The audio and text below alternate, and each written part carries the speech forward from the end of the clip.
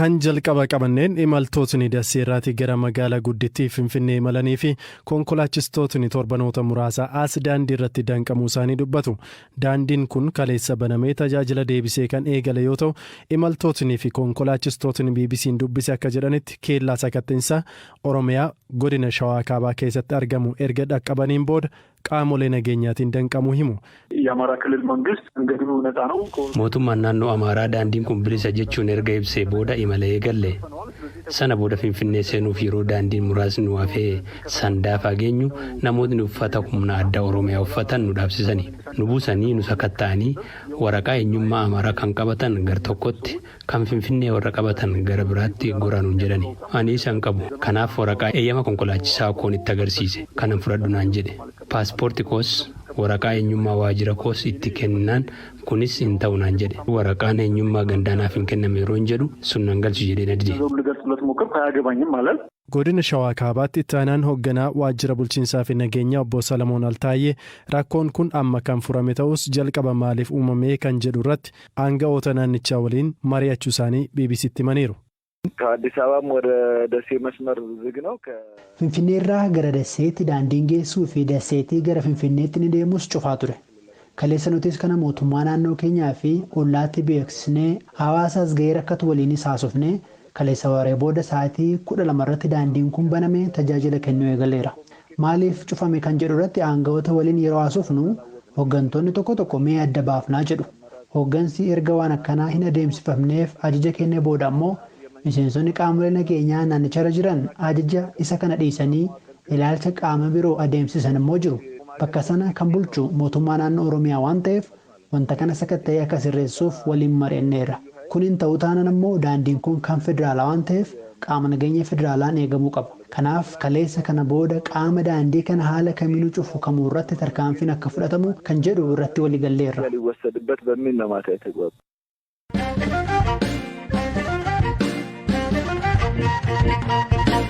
Godina Qeellam Wallaggaa magaalaa Dambidollootti haati tokko daa'imman lakkuu qaamni isaanii walitti qabate dahan.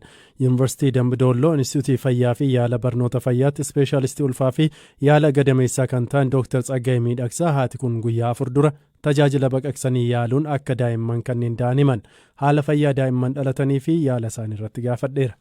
Yaala baqaqsanii beeksisuutiin kan dhiyeessedha. Daa'imman kunis gosa lakkuu ta'anii walitti qabatanii kan dhalatanidha. Gosni lakkuu walitti qabatanii dhalatanii kun gosa hedduu ta'uu danda'u. Kan mataan isaanii yookaan lapheen isaanii yookaan immoo garaadhaan yookaan immoo dugdaa wal qabachuu danda'u. Kan immoo iddoo lamaa fi isaa waliinis wal qabachuu danda'u jechuudha. Inni kun garuu kaan irrayyuu qaamni isaanii guutuun isaanii wal qabate alaan alaalamu jechuudha. Mataa isaanii qofatu adda adda jira. Qaamuma tokko ta'ee jechuudha mormaa gadi.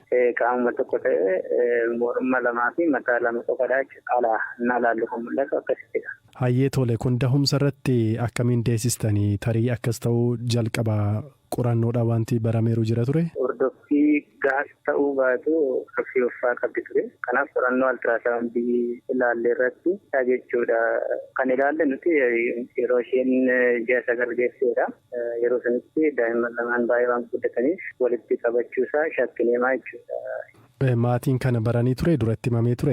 Osoo hin ta'in dura itti himneera garuu egzaaktilii iddoo kamtuu wal qabatee kamitti adda ba'aa kan jedhu isaanis mariisisneetu limiteeshinii jirutti himne garuu walitti qabachuun isaanii akka jiru hubatu. Haadharra miidhaan gaheeru hin jiru haalli fayyaa daa'imman dhalatanii hoo maalirra jira? Haadharra akkuma dubartoota isaan baqaqfatanii da'anii nagaa isheedha. Wanti addaa miidhamirra gahee hin jiru. Daa'immanis erga dhalatanii akka guyyaa afuraffaa oksijiin irra ta'anii daa'imman kan akka nama tokkootti moo akka daa'imman lamaattidha kan yaaliin kennamaafii jiru yookaan kan ilaalamu tiriit kan godhamu tajaajila baqaqsanii yaaluu jabaan yoo gaggeeffame adda baasuun ni danda'ama akkamiin ilaaltu akka ogeessaatti? Amma akka daa'ima lamaattidha yaalli kennamaafii kan jiru yaalli baqaqsanii adda baasuu kan danda'amu miti isaan kanaaf yaalli baqaqsanii adda isaan baasuu kan danda'amu nama lama ta'uu kan danda'an qaama hundaayyuu guutuu kan ta'e qofa qofaatti kan qaban yoo ta'e qofadha. Isaan kun garuu akkuma isin jedhe miila lama qofa qabu. Qorannoowwan dabalataa sirriitti qaama kamtuu lama kan tokko kan jedhu adda baasuun barbaachisus garuu lakkoofleewwan akkasii kun adda baasuun wanta danda'amu miti. Tole oksijinii kan barbaadanii fi argan suuratti rakkoo waan jiruuf moo maaliif? tokko argamsiisuu irratti rakkoon waan jiruuf. Morma lamaa fi mataa akka qaban natti himtanii lamaanuu mataan isaanii fayyaa qabeessadha. Ni socho'aa yookaan gama ija isaanii miirri isaanii kan jiru fayyaa qabeessa. Qaamni hunduu ni socho'aa ni bo'u sagalee ni dhageessisu. Warra isaaniitti yeroo bo'an tokko qofaatti moo alumatti akka adduma addas akka nama lamaatti dabareen akka nama lamaatti. Fuulduratti daa'imman kun akkanumatti guddatu jettanii yaaddu maaltu barbaachisa jettu yaali akkamii barbaachisa?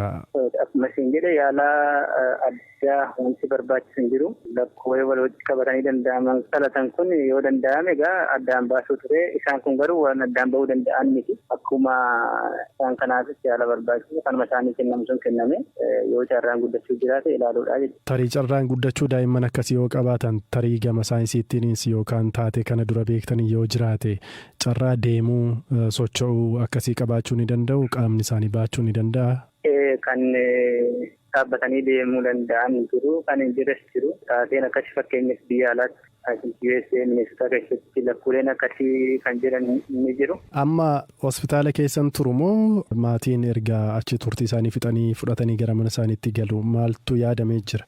Amma gaa daa'imman akkasii guddisuun humnaan qabeenyanis humni maatii baay'ee murteessaadha. Haala amma jiruun wanta akkasii maatiin kun kophaa isaanii waan danda'an miti. Yoo danda'ame dhaabbileen tola ooltonni qaamonni miti mootummaas ta'e mootummaa osoo gargaaranii bareeda ta'a jechuudha.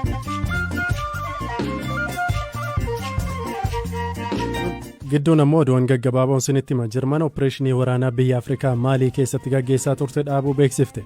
Ergama nagaa kabachiisaa UN'if odeeffannoo akka sassaabaniif loltoota 1,000 ta'an kaaba Maaliitti bobbaastee ture. Barreessaan kitaaba luqqisii seexanaa yookaan Satanic Verses Salman Rushdie Niiwuorkitti osoo waltajjii irra jiru haleelame. Badhaasa kitaabota Buuker jedhamu kan injifate barreessaan kun sagantaa Instituutii Chaataakwaa jedhamu qopheessa irratti kallattiin osoo dubbataa jiru dhahame. Haleellaan buufata waraanaa qilleensa Raashiyaa Kirimiyaa keessa irra ga'e balalii humna qilleensaa biyyattiirra haalaan miidhaa geesseera jedhame. Ministeerri ittisaa Raashiyaa dhukaasa buufatichatti dhaqqabeen jeettota waraanaa 8 dhabuus himeera. Yuukireen galuu haleellichaaf itti gaafatamummaan fudhanne.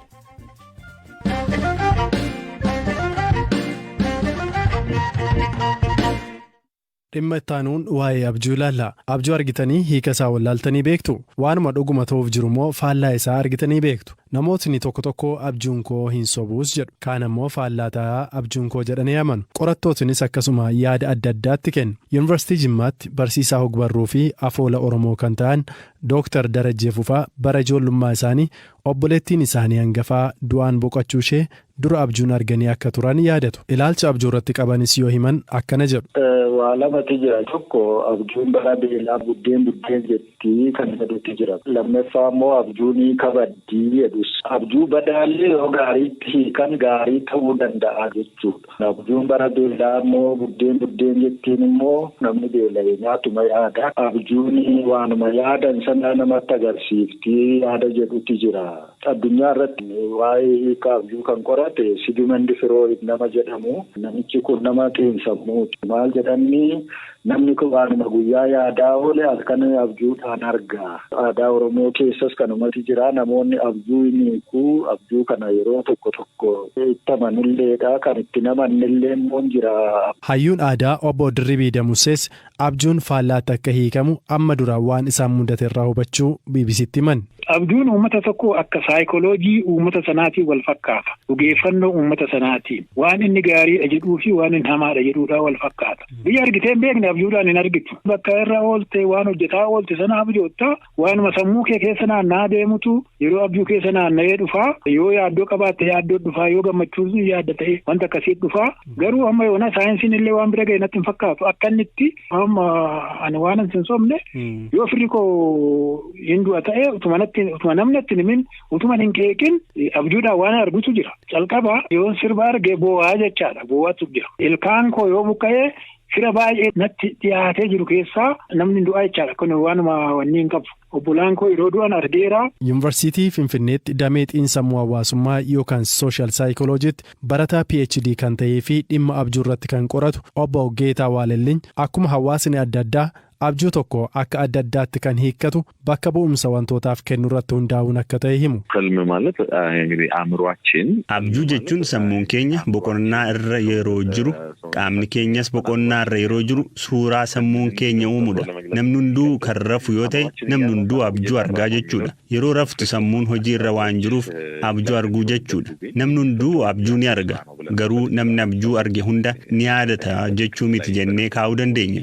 Yaadrimeen abjuu jira.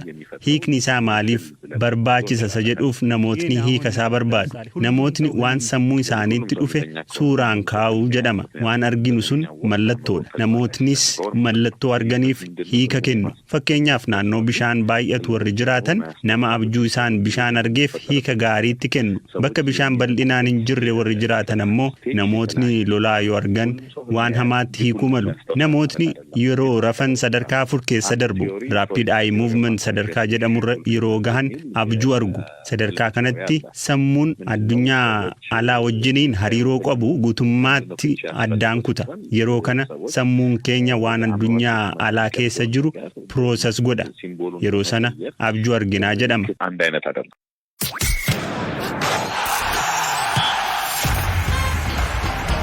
Odeeffannoo ispoortiin taphootni piriimeer liigii Ingilizii hedduun boruuf iftaan gaggeeffaman haalaan eegamu. Shaampiyoonaan bara dorgommii darbee Maanchister Siitiin bara kana liigichatti kan makame Barnamaawus keessummeessa. Siitiin Aymeriik Laapoort miidhamaan dhabeera. Leeds irraa gara Siitiitti kan makame Calvin Phillips tapha kanaaf qophii miti. Man Siitiin Barnamaawus waliin yeroo 10 taphachuun hundayyuu mo'ateera. Tapha jalqabaa kan mo'ame jalqabe Manchester United ammoo Brentford waliin morkata. Lindelof fi Antonio Martial miidhamaan hin taphatani. Erik ten Hag ibsa miidiyaaf kennan irratti PSGdhaan barbaadamaa kan jiru Marcus Rashford dhabuu hin barbaannu bara kana nu waliin turaa jedhan. Bakka bu'ootni Rashford fi PSG wal arguun mari'atanii gara waliigalteetti dhufaniiru gabaasotni jedhan bahaa jiru. Tapha jabaan eegamu tokko Arsenal fi Leicester City gidduutti kan gaggeeffamudha. Gareen Michael Arteta injifannoon kan eegale yoo ta'u Arsenaliif oduu gaariin jiru taphattootni isaa akka Takero Tomiyasu, Emile Smith Rowe fi Fabio Vieira miidhama irraa deebi'uun shaakala jalqabuu isaaniiti. Leicester miidhama taphattoota haaraa gabaaseen qabu. Tapha guddaan torban kana darbii Londoniin Tottenham fi Chelsea gidduutti gaggeeffama. Kana dura Antonio Conteen garee koo fi Chelsea gidduu garaagarummaa guddaa jira jedhanii ture. Thomas Tuchel ammoo garaagarummaa guddaa garee lamaan gidduutti hin argine. Taphattoota ciccimoo qabu. Taphichaaf qophaa'aa jirras jedhan. Antonio Conte nan dinqisiifadhaa kan jedhan Tuchel garuu waan inni jedhu hundaa hin amanu jechuun deebisaniiru. Yeroo 4 walitti aansuun akkamiin akka mo'annoo irratti hojjechaa jirras jedhan. Raheem Sterling lakkoofsa 9 irratti walaba ta'ee akka taphatuuf leenjisaan Chelsea kun akka shaakala hojjechiisaa jiran himaniiru. Bakka kanatti Sterling gahumsa guddaa qabaa jedhan. Liverpool ammoo gaafa wiixata garee Patrick Vieira Crystal Palace waliin taphata. Vieiraan Liverpoolin caaltee kubba to'attee taphachuun ulfaataadha. Garee akkanaa irratti of eeggannoon taphattee carraa argatteetti fayyadamuun galchii lakkoofsuudha jedhe.